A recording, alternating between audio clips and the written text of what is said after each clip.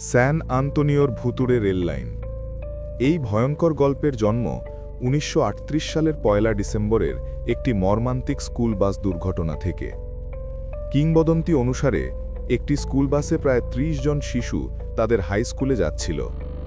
পুঁথিমধ্যে স্যান আন্তোনিওর কাছে একটি রেললাইন পার হওয়ার সময় বাসের ইঞ্জিন বন্ধ হয়ে যায় এবং বাসটি ট্র্যাকের ওপর আটকে পড়ে।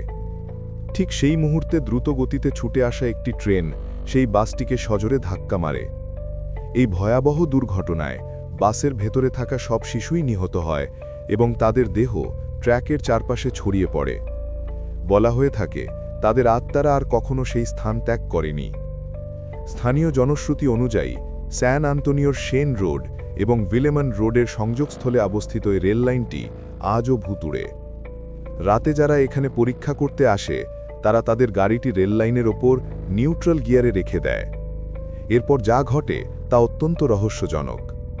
তাদের দাবি, গাড়িটি নিজে থেকেই যেন ধাক্কা খেয়ে ট্র্যাক থেকে ধীরে ধীরে চলতে শুরু করে এবং একটি নিরাপদ দূরত্বে গিয়ে থেমে যায়। এই কাজটি করে আর কেউ নয়, দুর্ঘটনায় নিহত সেই শিশুদের ভূতেরা। তারা তাদের মতো আর কোনো মানুষকে এই ট্র্যাকে বিপদে পড়তে দিতে চায় না।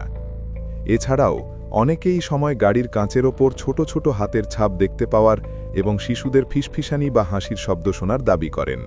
এইভাবেই আজও সেই নিষ্পাপ আত্মারা নিজেদের ভয়ানক অতীতকে স্মরণ করিয়ে দেয়। রহস্যজনক ও ভয়ঙ্কর গল্প শুনতে সাবস্ক্রাইব করে রাখুন।